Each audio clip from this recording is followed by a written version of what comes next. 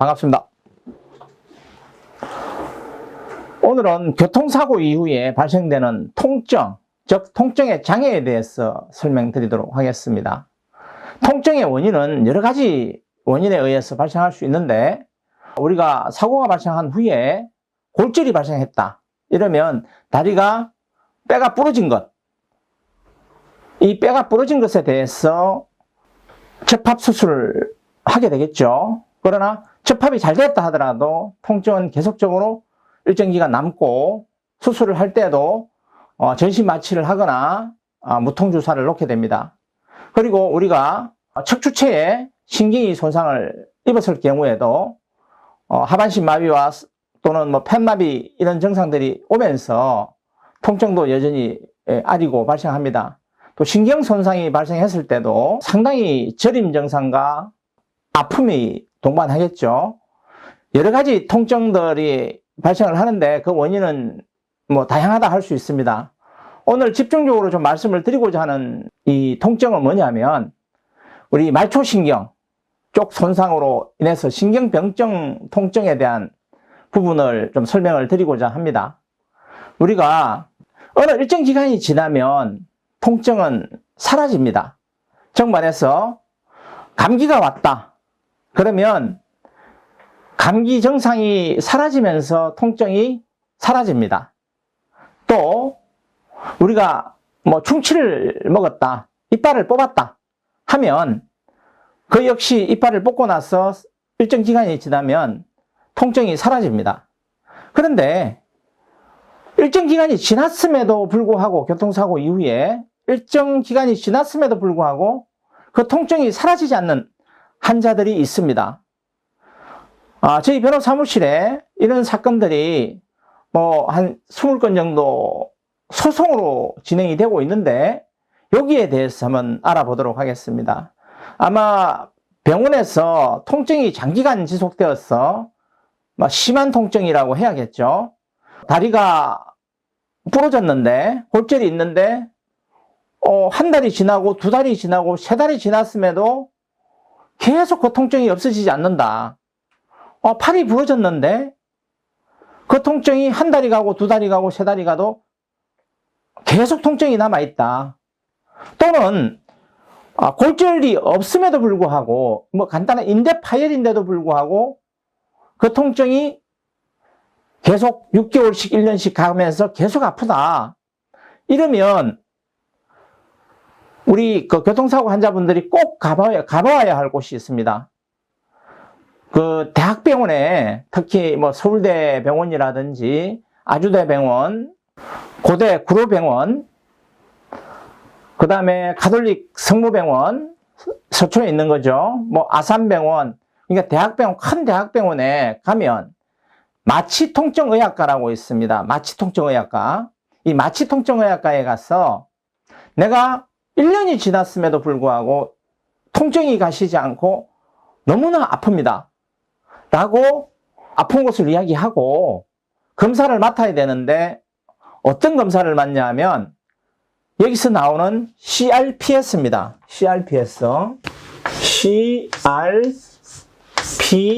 CRPS입니다. 이걸 뭐라고 하냐면 복합 부위 통증 증후군입니다.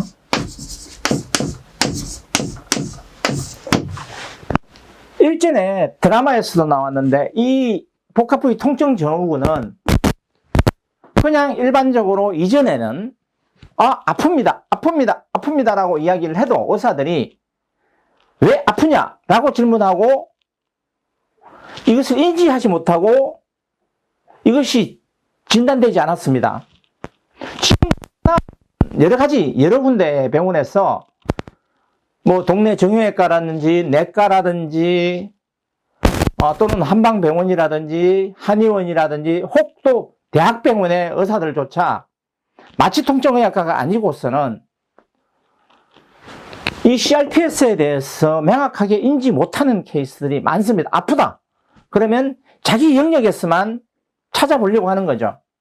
신경손상이 있나? 예를 들어 다리 같으면 다리에 대한 비골신경에 손상이 있나?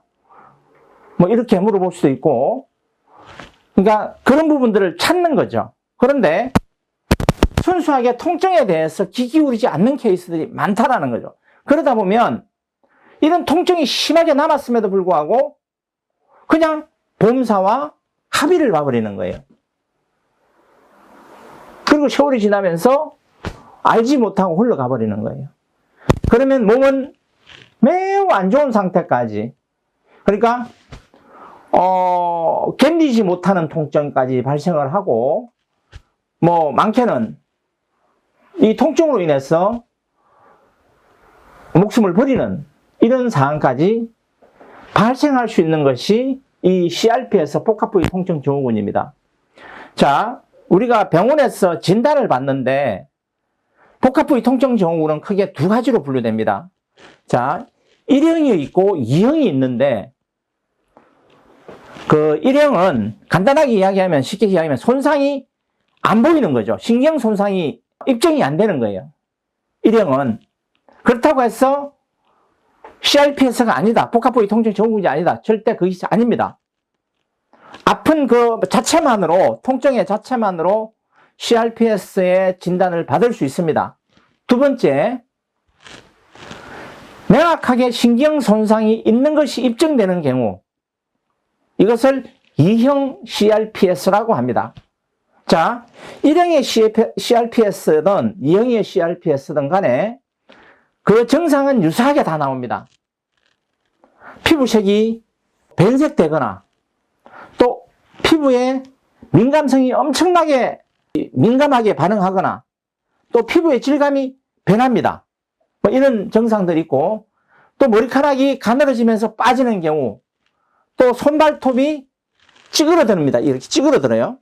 찌그러져 이상한 변형을 일으키는 경우, 간절히 굳어지는 경우, 옷깃만 스쳐도 통증이 계속 유발되는 경우, 뭐 땀의 분비가 CRPS에 있는 부위와 없는 부위가 다른 경우 등등, 이런 증상들이 CRPS에서는 나타납니다. 그런데 일반인들이 그걸 평가할 수는 없고, 결국은 내가 통증이 매우 심각하다, 심하다 라고 하면 일단 마취통증의학과에 가서 검사를 맡아야 됩니다. 그리고 만약에 CRPS라고 진단을 받으면 그 부분에 대해서 계속적으로 악화될 확률이 매우 높습니다. 그러니까 복합부위 통증 증후군의 병명을 진단받으면 그것이 좋아질 확률도 물론 있지만 그 증상이 악화될 확률도 매우 많다라는 것이죠. 그러면 천만다행으로 CRPS 복합부위 통증 증후군이 호전되어져서 없어진다면 그것은 너무나 감사한 일일 수 있습니다. 감사한 일입니다.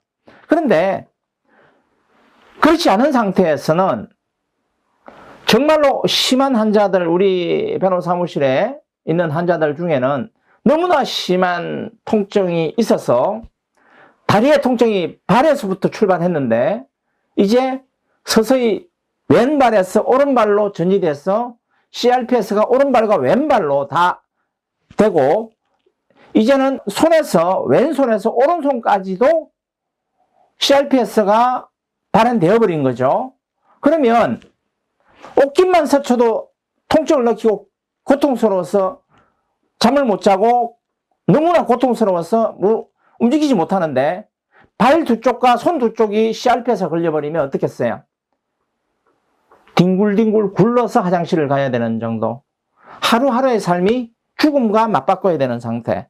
즉 이렇게 저희 환자분들을 많이 만나고 CRPS 환자분들과 정신적 교감을 하다 보면 너무나 죽을 것 같다. 정말해서 옷도 못 입는다. 아파서 옷을 못 입는다. 양말조차도 못 신겠다. 너무 아파서 칼로 살을 도려내는 것 같다라는 이런 이야기들을 많이 합니다. 그리고 이런 것을 통증으로 비유하면 우리 이전에 그 암 걸리신 분들이 마통의 도움을, 마취통증의학과의 도움을 받지 않은 상태에서 임종을 임하는 위암의 환자들 같은 경우에 그 고통을 견디지 못해서 한 3기, 4기까지 있으면 3기 정도 되면 벽을 긁어서 너무 통증이 심하니까 벽을 긁어서 손가락이 디비지는, 그러니까 찢어져서 디비지는, 피가 막 벽에 범벅이 되는 정도의 고통스러워서 그걸 비비는 거죠. 그 정도의 고통이 CRPS 환자에게 있다라는 거죠. 그런데 우리가 이 소송을 하면서 많은 환자들과 교감하다 보면 가족의 지지가 다 무너진다는 거예요. 너무나 고통스러운 건 오히려 더 힘들어하고, 우리가 주위에서 일을 해가면서 같이 교감하면서 마음적으로 마음을 나누면서 소송을 해가면 제일 어려운 게 가족이 무너진다는 거예요. 이혼을 하고 또 가족들 중에 형제들이 있고 부모들이 있는데 이 통증을 이해 못 한다는 거죠. 혼자만이 오롯이 그 통증을 안아야 되는 이런 안타까운 상황들도 많이 보게 된다. 오늘은 통증에 대해서 좀 구체적인 부분에 대해서 좀 폭넓게 시간을 할애해서 1부, 2부, 3부 많은 3부까지도 갈 수 있고 4부도 갈 수 있습니다. 좀 편안하게 CRPS란 무엇이고 통증이란 무엇인지에 대해서 좀 구체적으로 설명을 하기 위해서 세부적으로 지금 이야기를 하고 있는 것입니다. 정말 이 고통을 겪고 계신 환자분들이 통증을 겪고 있거나 이것을 아직 인지하지 못하나 너무나 고통스럽다는 것을 겪고 있는 분이라면 이 강의가, 이 교육이 엄청나게 많은 도움이 될 것이라고 저는 확신합니다. 왜냐하면 한 10년 사이에 이 CRPS 통증에 대한 환자분들의 상담을 수없이 많이 했고, 또 실무적인 부분의 환자분들의 케어 부분까지를 진행을 했으며, 소송에 임하는 모든 사건들에 대한 총괄적인 업무 지원 시스템을 운영을 했기 때문에 환자들의 마음이 어떠하며 또 얼마만큼 고통을 받고 있으며 또 어떻게 대처해야 되는지, 소송의 실무적인 부분에서 어떻게 하나하나를 손해액으로 입증할 것인지, 그리고 앞으로 어떻게 살아갈 것인지에 대한 부분도 너무나 많이 고민하고 같이 진행을 해왔기 때문에 이런 부분을 좀 더 이론적이지 않고 실질적인 이야기로 같이 가슴 아파하면서 사건을 이어갔던 부분들을 좀 구체적으로 이야기를 드리려고 합니다. 자, CRPS로 진단을 받으면 치료에 대한 부분은 당연히 집중해서 치료를 합니다. 통상적 치료는 이런 겁니다. 마땅히 치료약이 없습니다. 통증을 어떻게 없애줄 것인가에 대한 경우의 약을 처방받겠죠. A 약을 써봤더니 이 환자에게 좀 맞네? 그럼 이 약을 씁니다. 근데 안 맞네? 그럼 B 약을 씁니다. B 약이 통증을 제어해 주는 거겠죠. 치료약은 아니라고 보는 게 맞을 거고요. 그러면 세 번째, 네 번째, 다섯 번째, 여섯 번째 약들이 처방을 해보는 거죠. 물론 그야 마약성 약품들이 대부분이겠지만 그렇게 해서 환자에게 맞다. 그러면 너무나 감사한 일입니다. 통증이 완화되니까요. 자, 그와 더불어서 척추 자극기라는 게 있습니다. 체내에다 척추 자극기를 심습니다. 결국 신경을 교란시키는 거죠. 척수신경에다가 신경을 교란하는 자극을 계속 주는 거죠. 척수신경에다가 체내에 삽입합니다. 약물 주입기, 약물 펌프라고도 해요. 체내에다 약물 펌프를 넣습니다. 그럼 자동적으로 주기적으로 펌프가 싸지고 또 필요하면 수동적으로 또 눌러서 약물이 싸지게, 결국 마약입니다. 싸지게끔 해서 어떻게든 통증을 완화시키려고 하는 그런 체내에다 삽입하는 기계들도 있죠. 그 다음에 또 뭐 있어요? 척추에다 신경 주사도 맞겠죠. 그렇게 해서 어떻게든 통증이 내려가는 부분을 막아줘야 되니까. 그런데 이제 그것이 또 잘 맞는 환자가 있고 맞지 않는 환자가 있습니다. 결론적으로 통증이 없어지면 조금이라도 덜하면 삶의 질이 향상이 되는데 그게 쉽지 않습니다. 씹는, 빨아먹는 진통제도 있고, 먹는 진통제도 있고, 그러니까 한 주먹의 약을 먹어야 되는 거죠, 결론적으로. 그리고 이제 삶이 우울해지기 시작합니다. 잠을 못 자니까요. 잠을 자도 금세금세 깨어야겠죠. 아프니까. 잠을 못 자고. 그러니까 삶이 괴로워지는 거죠. 막 우울해지고, 짜증이 나고, 악몽도 꾸고, 온갖 통증이, 온갖 정신적 사항들이 이제 내 주위에서 펼쳐지는 겁니다. 그러면 어디를 가야 되느냐? 정신건강의학과를 가야 됩니다. 정신건강의학과. 자, 마취통증의학과. 많은 사람들이 정신건강의학과를 두려워해서 안 갑니다. 나 혼자 이길 수 있어요. 라고. 이길 수 있어요. 절대 못 이깁니다. 제가 봤을 때, 이런 마취통증의 고통을 겪고 있는, 통증의 고통을 겪고 있는 분들은 제가 주위에서 많이 봤던 우리 의뢰인들의 사건들을 보았을 때 혼자 힘으로 복합부위 통증 증후군이라면 혼자 힘으로 못 견딥니다. 그러면 정신건강의학과를 가셔서 진료를 받기를 권해드립니다. 우리 이런 사람들이 있습니다. 정신건강의학과, 정신과, 정신병동, 미친 사람. 우리는 옛날에 이렇게 이야기했습니다. 우리 주위에 이제 막 춤추고 뛰어다니면서 헛소리하고 막 하늘 보고 헛소리하는 사람들 막 다닙니다. 어떤 사람들은 머리에다 꽃도 꽂고. 자, 이런 사람들은 정신적 간해라고 합니다. 정신이 이미 상한 거예요. 이런 환자들은 정신건강의학과 대학병원에 오지 않습니다. 오지 않습니다.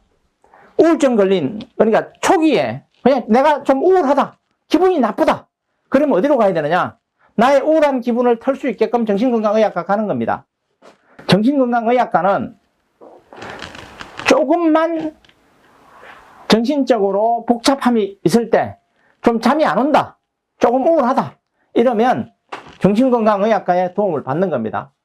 그래서 여러분들이 CRP에서 진단을 받고 있거나 통증을 심하게 느낀다면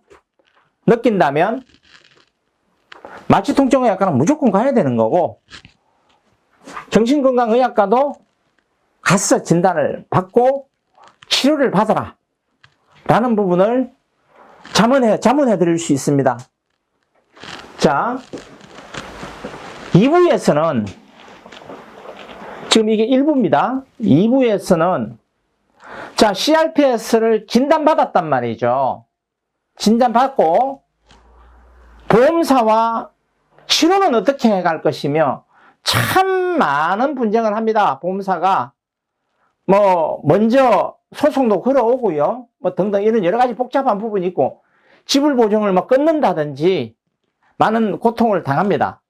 자, 이런 부분에 대해서 설명을 드릴 것이고, 또 시간이 되면 소송에서 그럼 내가 CRP에서 복합부위 통증 증후군이 발생했는데 내가 진단받았는데 어떻게 입증해서 손해액을 받아 나갈 것이며 그 소송의 절차들은 어떻게 되는지 이런 부분에 대해서 하나하나 정말로 가족의 입장으로서 형제, 동생, 형님, 이런 가족, 부모님과 같은 이런 마음으로, 따뜻한 마음으로 하나하나 좀 알아가 보려고 합니다. 자, 1부 여기까지 마치겠습니다.